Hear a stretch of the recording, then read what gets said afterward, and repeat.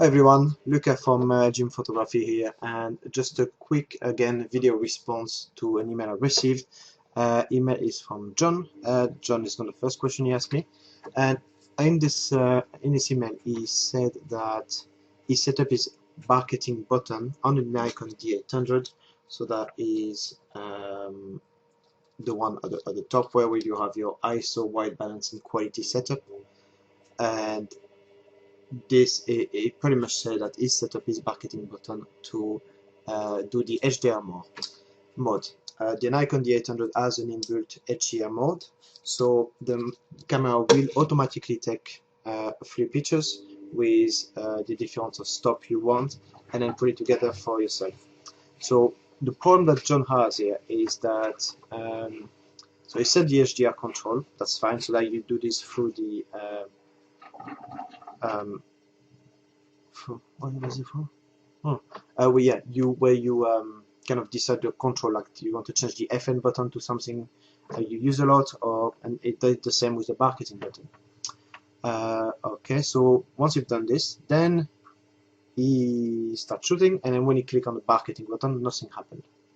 Any idea? Yeah, I've done the exact same mistake, so I know exactly what the problem is. So what I've done is I've done a short video again of the back of the screen of the D800 here. So I'm just going to show you here. Okay, sorry for the quality is not great. So what I did is why am I going? So you go into the shooting menu, and once you've decided which button you want for your HDR, you don't have to do this. You can just go into the menu and go through the HDR options inside the menu. But if you're going to use it a lot, it's always good to probably assign a button on the outside of your body to do it. Now, so what happened here? I don't know if you can see well on the screen, but everything is highlighted here, apart from the HDR high dynamic range. And so what happened up? It kind of jumped up and down, and there is a very good reason for that. And the reason is because I shoot in RAW.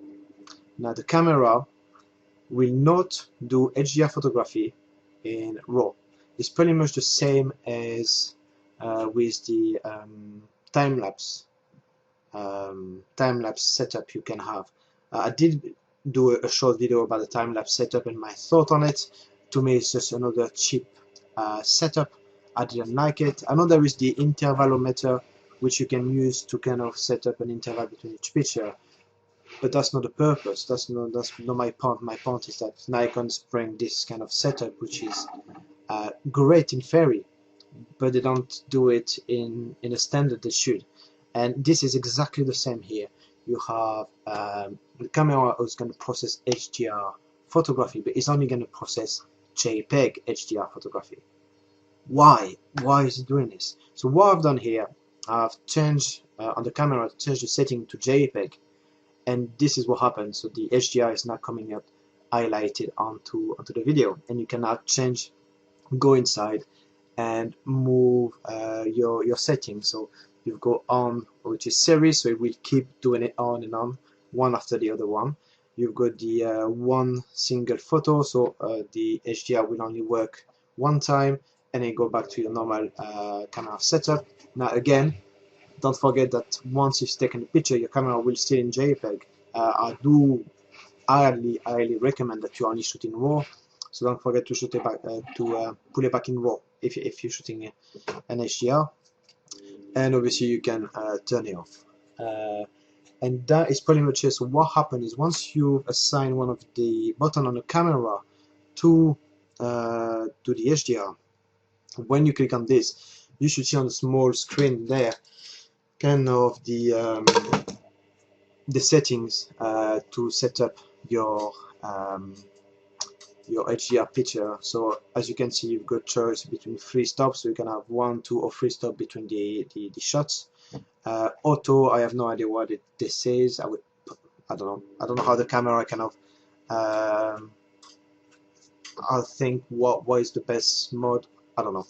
But yeah, so in theory, again, this is a great tool to have, but why do you have to shoot in JPEG? Why can they not combine this shot in RAW and then give you a RAW file? I just don't get it. I mean, the Nikon D800 has dynamic range, which is phenomenal. I've never seen something like this, and I've taken pictures where the camera is seeing more than my eyes can see. It's ridiculous. Also, some pictures where there are high contrast, and you actually think this is an HDR picture, but it isn't. It's actually come out of the box. I've just increased a bit the contrast and the blacks, and that's all it is. So, really, do you actually need to do this? To me, no. To me, it's another cheap tool, which shouldn't really be in a body of that kind of caliber. But that's my own opinion about this. But if you want to give it a try, yeah, go ahead, give it a try, see what it is. I've done a few tests, and yeah, I've not been very it's just didn't really attract me, this. So, but John, here is your response. To get to your marketing button to change your setting for HDR, change it to JPEG, and that should do the trick. Yeah, if you have any question, let me know. Quite a few reviews coming up actually tonight. I'm doing a few more.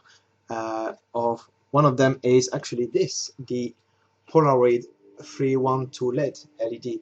It's been so long I wanted to do that review, and I'm finally doing it tonight, hopefully, if everything goes to plan. It's video light, which you can put up and down, but you can also change the white balance. So stay tuned, subscribe to see that video coming up soon. Any question, let me know. Cheers. See ya.